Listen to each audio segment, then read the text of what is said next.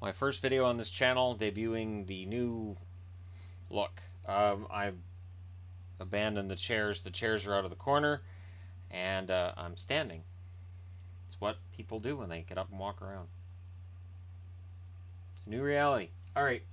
That being said, let's get to the final 20 because there's going to be discussions about this. So I'm going to go ahead and apologize beforehand because my top 20 is not going to make people very happy with me. Remember, these are my favorite songs.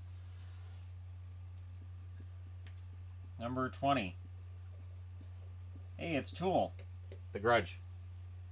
The Grudge is the perfect way that Lateralis starts. An amazing album. And somebody mentioned in the video with 21 to 40 said Lateralis belongs higher than 21st, and I can't wait to see where Rosetta Stone is. Rosetta Stone isn't in the top 100, and I'm sorry. Again, I had to cut a lot of songs out that I really, really like because honestly, I could have just made it Tool and Rammstein. And when here's my top 100 songs, Tool, Rammstein, Perfect Circle, and Puscifer. And that's it. And I just can't do that. Number 19. And it's the only song from this band that made the top 100, but I really enjoy them. And that's Korn, Coming Undone. It's a song that ends up going through my head a lot. It's a song that I really like. It's a song that to me perfectly epitomizes how I feel when I'm ready to lose it. And for that reason, Coming Undone is top 20. Number 18.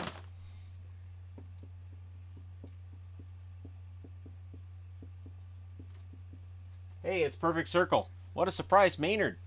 The Outsider. The Outsider is amazing, and it doesn't matter which version. The Apocalypse mix is fantastic too. They're both great versions of the song. The Outsider is a fantastic song, and I can't stress that enough. Just how amazing that song is, and live it was so much fun. The Apocalypse mix I like because the Resident Evil movies are sort of my guilty pleasure, and it was played in 2 of the movies. So, you know, it's kind of fun to hear it and realize how much fun it is to hear it. And even though the movies are kind of just schlock, but yeah, it works.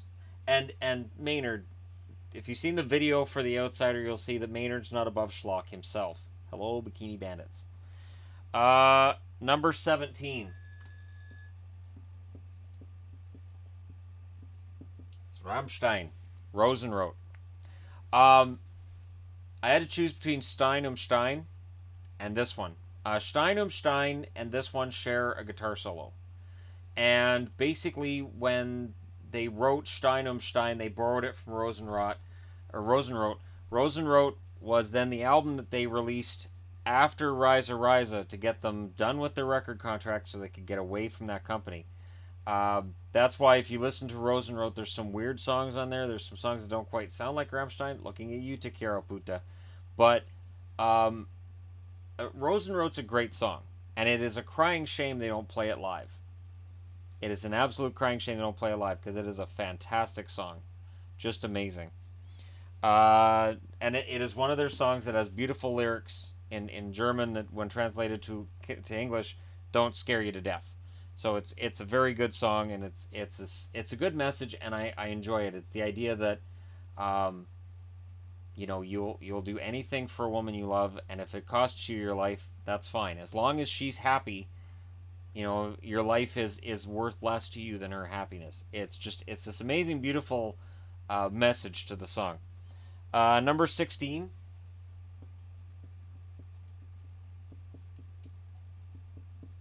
Devil and I, Slipknot. Great song. The first time I heard this song, I was like, and done. I knew I was buying the album. And they released this, and they released the negative one at basically the same time, as if to say, okay, here's our more mainstream Devil and I, and here's negative one, our more heavy side for fans of the Iowa album and albums like that. I much prefer the Devil and I to negative one. Negative one's not on the chart. But you know, I love Vermilion too. Vermilion's not on the chart either. And before I forget, and anyways, a lot of songs I like from Slipknot. Devil and I is my favorite-ish. It's not the top ranked. It's not the top ranked. They have another one in the top 20. Number 15 you've never heard of, so go look it up. Puscifer, Trekka.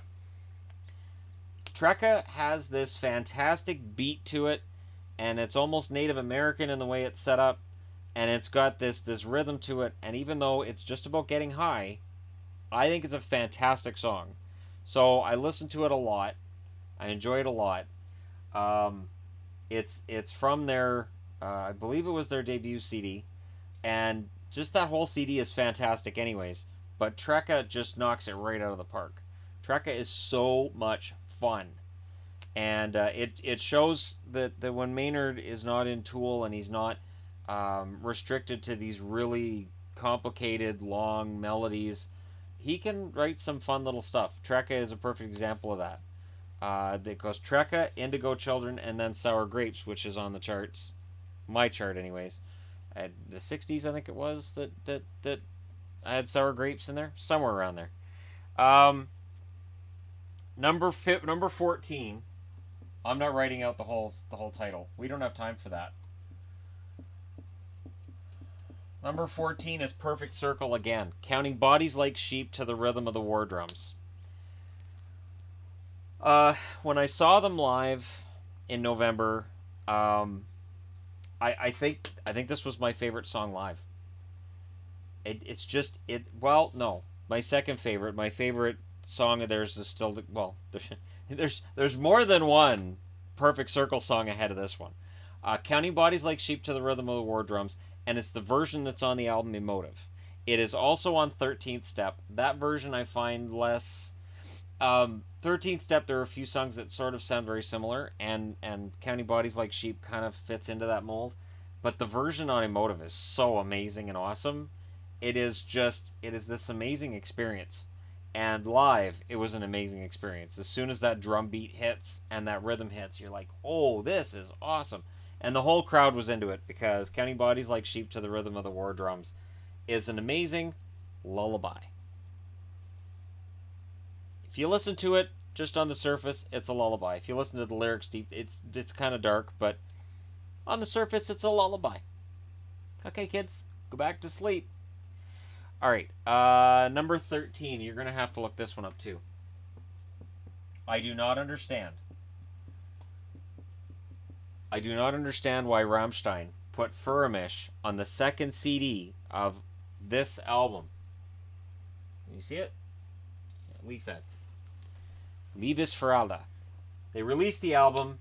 The first album, I'm like, yeah, it's a good album. And the first time I listened to it, I was like, yeah, High Fish I kind of liked, and Ist Trude I kind of liked. And they grew on me with the time. Furmish blew me away the first time I listened to it. And it was on the second CD, meaning you had to have the deluxe edition. And of course I had the deluxe edition because I'm a huge Rammstein fan. But this is a fantastic song with a haunting beat. Some years back, when my father passed away, there were two songs I listened to. I listened to Shadow of the Day by Linkin Park, which made me cry every time I listened to it, and Furmish, which is a song about Siamese twins. And I didn't know any of the lyrics in English at the time that I was going through mourning the loss of my father. And this song helped me out that week. I would just put it on repeat. And then I read the lyrics and I'm like, yes, this is about Siamese twins, but there's certain parts of the song that I really, really identified with. And I thought, I thought that was awesome. That there was a song from my favorite band that really helped me through a really rough time in my life. So that song will always be one of my favorites. And the fact it's at 13 when it has that kind of deep connection with me shows just how hard I found it to space these out. Number 12. Speaking of space, let's do something fun. Space Lord by Monster Magnet. Space Lord is this awesome, amazing song. And I'm going to tell you right now, every now and then I hear, well, we don't know what it's about. We don't know what Monster Magnet is singing about. What are they singing about? It's called sex. I ate all the rest, and now I gotta eat you. I know exactly what that's in reference to, and I don't understand why other people don't get it. It is a fantastic song. Now open wide and say my name. Yeah, I know exactly what the song's about. And it is one of my all-time favorites. I know, going back almost 20 years now for that song, and it's still, every time I hear it, I crank her up, and it's awesome. And I was not a fan of almost any other song from Monster Magnet, but that song just, awesome.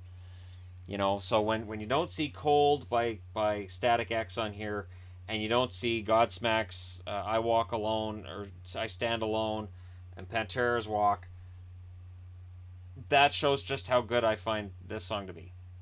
Because those are all great songs too. Number 11.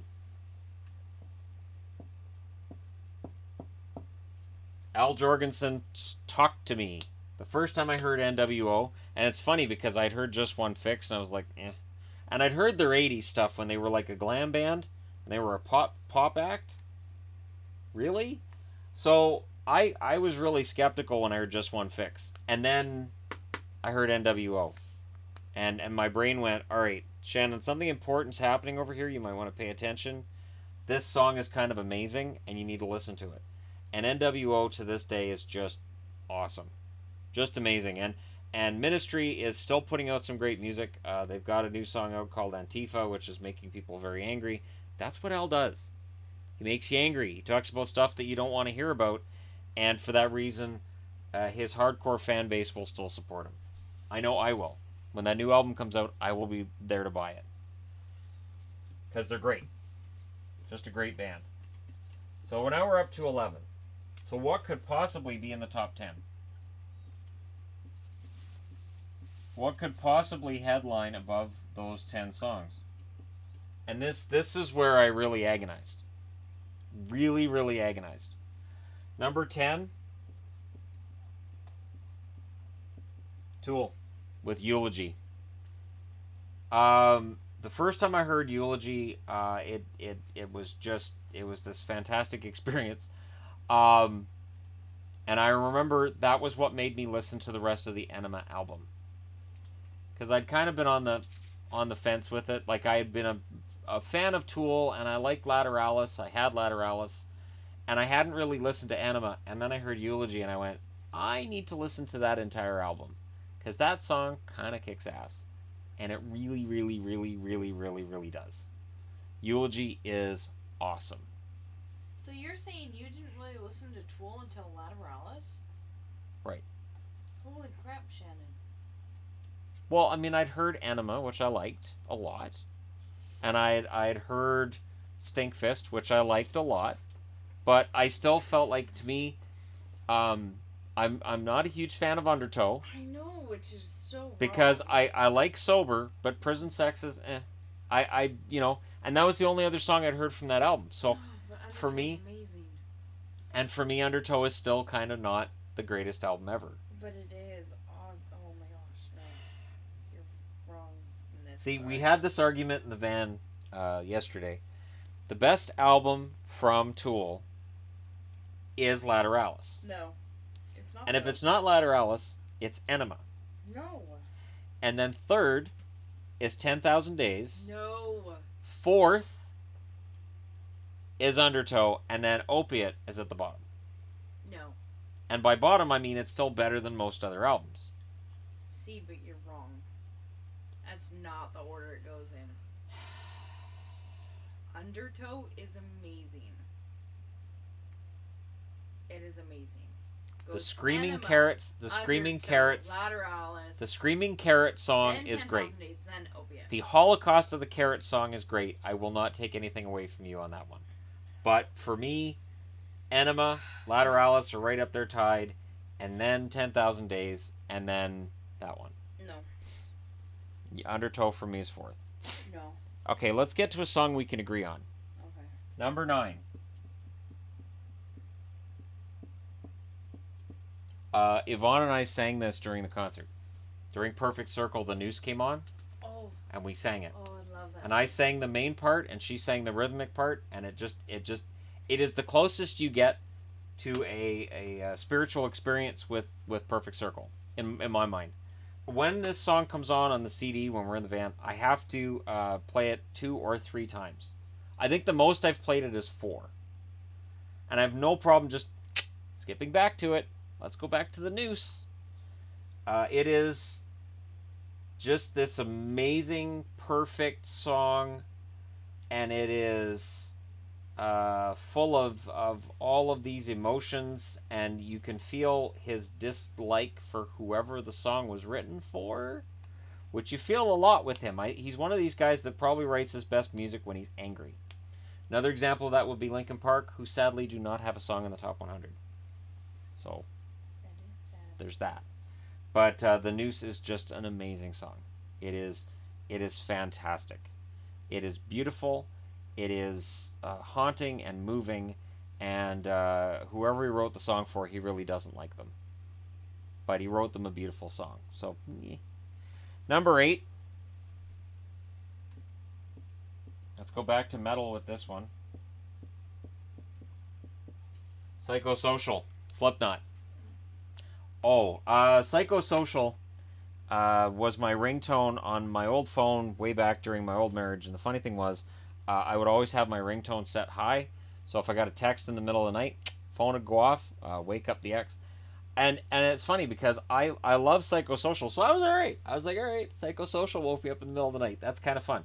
She was less of a fan of it. Slipknot was really a band that I grew to enjoy. I wasn't a huge fan of the Iowa stuff. I like Duality. Wait and Bleed kind of grew on me. Like, there was stuff of theirs that grew on me with time. And then, of course, their most recent album, The Grey Chapter, is just this fantastic thing of beauty, as I've mentioned before. But Psychosocial, for me, is their best song. So that's the top charting song of theirs. Vermilion's a great song, too. Not on the charts. Number 7. Al Jorgensen. Mine is a terrible thing to taste. I should have been listening to Ministry much earlier than I was. When I was listening to some pretty crappy music, Breathe came out. The song Breathe is almost more topical now than it was when they wrote it. And it is a fun song with an amazing haunting beat. And there's a video on YouTube of them playing it live. Oh, live, it kicks ass. Because they have the drum beat at the start of the song. And they have that drum beat on for, I think it's like a minute and a half of those drums and the haunting beat and getting into it. And then it just thunders in. And it's just, oh, it's such a great song. I can't say enough great things about Breathe. The first time I heard it, I'm like, what? And I looked at when the song was released, and I'm like, oh, goody, I was in high school. I was listening to shit then. And this song came out. I'm an idiot. So this is a song that proves that there's always good music out there that I'm not listening to. There's always good music out there I'm not listening to. I guarantee there's good music out there right now that could get on this chart that I haven't listened to yet. Number 6. Now, I know you guys have missed Maynard, so here's more Maynard in the top 10. Passive. Perfect Circle. The only drawback of seeing Perfect Circle live, they did not play Passive. And I was sad. They had 2 different set lists. One of them had the song Blue, and one of them had the song Passive. And as soon as the song Blue started, I was ready to cry. Because Passive has been my favorite song of Perfect Circles for years. And I was like, please play Passive. Please play Passive. And then they didn't. It was a great experience. It was a great concert. But I really wish I had heard the song Passive live. Because it is an experience for me. Like many of these songs in the top 10. All of these songs in the top 10 have some emotional effect on me on some level. And Passive is the one. Passive is the one for Perfect Circle. Even above The Noose. The Noose is fantastic too. Number 5. This song used to be number 1 on my top 100 or top 1000 when I did 1000. Kashmir by Led Zeppelin. One of the best traveling songs you can listen to is Kashmir. You're going on a long road trip. Throw in Physical Graffiti. And just wait for Kashmir. And then it takes you off to this magical place. Kashmir is one of those songs, and I've said it before. There's certain songs that a video ruins it. A video, if Kashmir had been written now, a video would have ruined the song. Kashmir, the lyrics take you to that place, takes you to that desert, takes you to, you see that land in your brain. A video would have wrecked it, and it never happened, and thank God it never happened, because Kashmir is still my favorite Zeppelin song. So over A Whole Lotta Love and everything else, and Robert Plant himself has said, while everybody loves Stairway to Heaven and says Stairway to Heaven was their best song, he has stated that he believes Kashmir is the best song that Led Zeppelin ever did. So he himself has said it, and I have felt it since the first time I heard it. Number 4, and you guys are going to probably need to look this one up.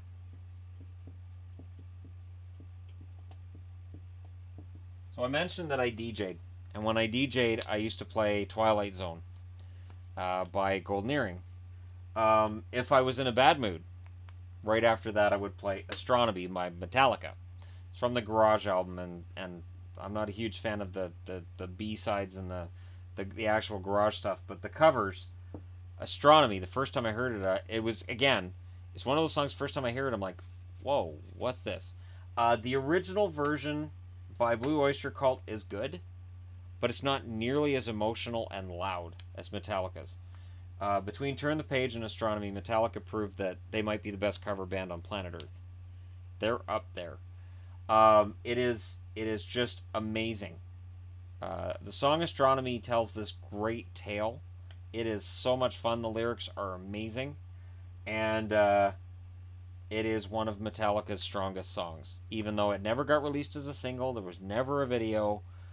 It is easy to forget, but for me, Astronomy is just awesome. The light that never warms. The star. It's amazing. Number 3. Oh, did it get tough at 3. Tool. Yeah, Tool's back. Schism. Schism, again, you go through emotions. Schism is a song that's helped by its video.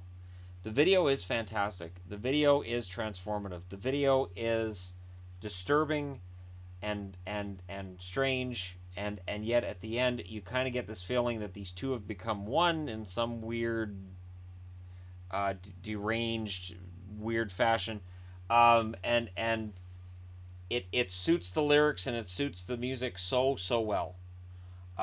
Schism is this amazing, and it's the reason why Vicarious was lower on the chart, because to me Schism is this perfect, beautiful song, and it builds. And again, you'll notice there's songs that build. When you look at this, Eulogy definitely builds, The Noose definitely builds, Breathe gets louder as it goes along, at least it does when I'm playing it. Passive, Kashmir, Astronomy, yeah, Schism.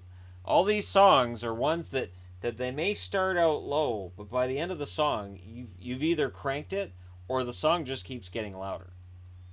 And that's something I love, and I think that's why I've always had a theory that if people like Johann Sebastian Bach and Beethoven and Tchaikovsky, if they had lived in today's society, they would have played metal.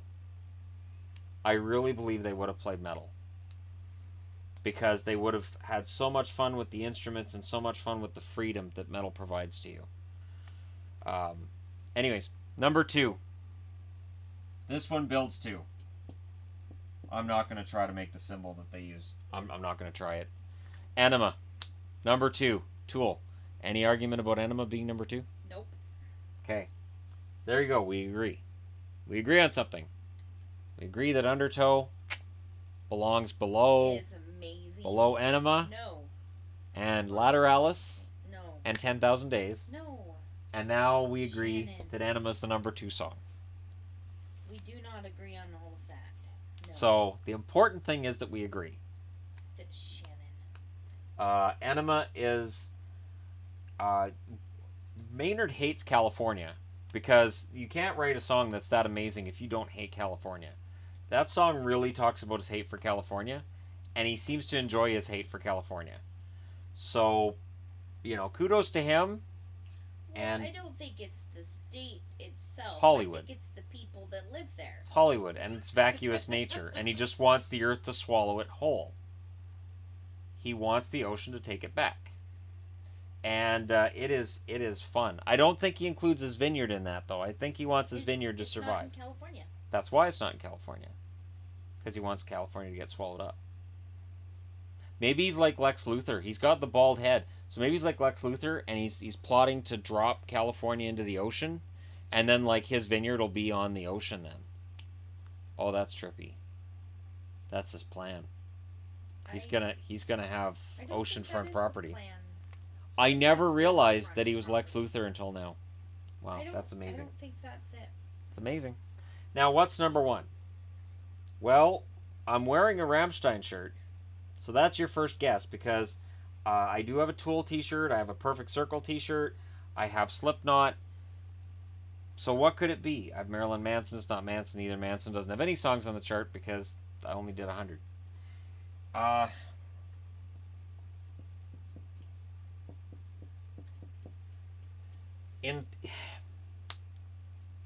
Teil is the only song that I've heard live and literally cried when I've heard. Like, really, just flat out. As soon as the first chord hits, and as soon as you hear the knife being sharpened, I was just in another place. It was just me and Till and the knife at that point, and I didn't care about anything in the universe at that moment.